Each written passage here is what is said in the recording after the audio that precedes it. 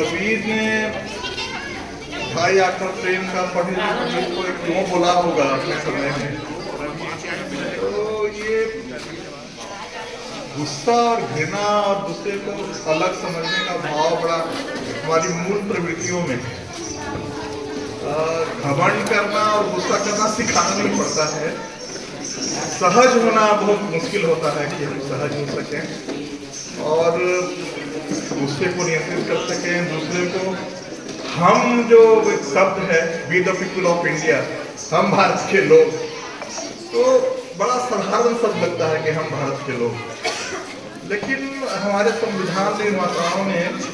चाहे बाबा साहब हों या महाराज के जयपाल सिंह मुंडा जी हों, 298 जो लोग थे वो हमारे पुरखे बैठे हुए, तो भारत के संविधान की प्रस्तावना की शुरुआत जो की है हम सब से की है, हम भारत के लोग। ऐसे भी जो हिंदी बेल्ट के हम लोग हैं, मैं सबका प्रयोग करते नहीं है, हम ही बोलते हैं, भले उत्तर प्रदेश के लोग हंसे हम लोगों पे कि हम लोग मैं नहीं बोल के हम बोलते हैं, कहीं ना कहीं उसके पीछे जो एक सामूहिकता का बोध, किन्हीं कारणों से हम आदिवासी हों नहीं आदिवासी हों, लेकिन कहीं से वो आ गया है कि मैं क्या होता है, वो मैं की कोई हस्ती होती नहीं है। जब तक हम नहीं होते हैं तब तक हमारी हस्ती ही नहीं होती है। दिक्कत ये है कि जो समाज का मनोविज्ञान है वो लगातार हमको संकीर्ण करते चलता है कि हम में हमारे गोत्र के लोग पहले तो धर्म के आधार पर बढ़ते हैं, जब धर्म के लोग एक जगह मान लीजिए बसे हुए हैं तो फिर उसमें अपनी जाति के लोग को खोजते हैं, अगर जाति के लोग हैं तो फिर उसको गोत्र खोजना शुरू करते हैं। और बहुत आश्चर्य है कि वो हेरम चतुर्वेदी इलाहाबाद यूनिवर्सिटी में इतिहास के प्राध्यापक बहुत विद्वान व्यक्ति हैं, उनकी मध्यकाल पे बड़ी खूबसूरत किताबें हैं हेरम चतुर्वेदी जी की, मतलब कि सामान्य तौर पे जो अकादमिक जगत में इतिहास में आज के दिन में अभी रिटायर्ड हुए, किताब आई है चतुर्वेदियों पे, कहाँ के चतुर्वेदियों के बारे में लिखा है। 400 किताब में खानसर वो उन्होंने प्रूव किया है कि जो चतुर्वेदी हैं वही मूल रूप से आर्यन ब्राह्मण हैं, बाकी जो और ब्राह्मण हैं वो लोग एडॉप्टेड है, उनको ग्रहण किया गया है। तो ये जो अदरनेस की जो फीलिंग है, दूसरे को अपने से कमतर समझने की फीलिंग है, ये अजब तरह का सामाजिक मनोविज्ञान है। वो हमारे समाज और हमारे परिसर और हमारे बिना सिखाए हुए हमको वो घृणा करना सिखाता है कि ये छोटा है ये बड़ा है, तो प्रेम करना सीखना पड़ता है। और घृणा और क्रोध जो है वो हमारी पशु वृत्तियों में मूलतः शामिल है। इसलिए कबीर से लेकर आज तक अगर हम याद कर रहे हैं कि ढाई आकर प्रेम का पढ़े तो पंडित हो, भले आप यूनिवर्सिटी में प्रोफेसर हो, सर बैठे हैं, प्रिंसिपल हो गए, कुलपति हो जाए, आचार्य हो जाए, कुछ भी हो जाए, अगर वो प्रेम का भाव सबके प्रति। दूसरी बात मुझे भी इधर समझ में आ रही है, जो कुछ चीजें मैं पढ़ रहा हूँ, कि एक तो हम लोगों की सीमा रही है कि हम लोग सारी चीजों को मानव केंद्रित कर दिए हैं। हमारे जो संस्थागत धर्म भी जो है वो मानवों के ही सुख दुख की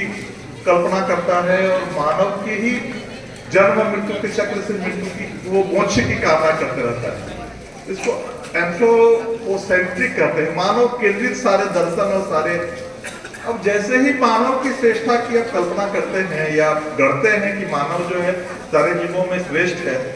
तो आप एक चेन रिएक्शन की शुरुआत करते हैं, फिर श्रेष्ठता और नियमता की हायरार्की बनने लगती है। फिर दुनिया भर में मानवों में कौन श्रेष्ठ है, तो गोरे लोग श्रेष्ठ हैं, उनसे थोड़ा सा कमतर येलो है, उनसे कम थोड़ा ब्राउन है, और ब्लैक तो बहुत सालों तक चिंपांजी और इंसान के बीच की चीज थे, वो तो इंसान ही नहीं थे। और औरतें तो चूंकि वो एडम के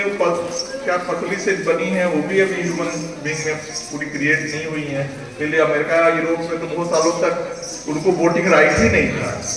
तो ये जो अवधारणाएं हैं, जैसे ही आप मानव केंद्रित होते हैं और मानव को श्रेष्ठ घोषित करते हैं कि बाकी प्राणियों से वो श्रेष्ठ है, तो आप एक चेन रिएक्शन शुरुआत करते हैं जहाँ की हायरार्की शुरू होती है। उस हायरार्की को आप फिर रोक नहीं पाते, फिर जातियों में गोत्रों में, और वो चतुर्वेदी ज्यादा श्रेष्ठ है कि गौड़ ज्यादा श्रेष्ठ है कि सारस्वत ब्राह्मण ज्यादा श्रेष्ठ है, उसी में हमारा माथा फोड़। छोड़ दीजिए धर्म की बात, तो ये रोकना होगा। अब फिलोसॉफी करके एक नई फिलॉसफी, एक मॉडर्न फिलॉसफी और ये चीजें हम लोग इसको ट्राइबल फिलोसफी के तौर पे ला रहे हैं कि केवल ह्यूमन बीइंग ही क्यों,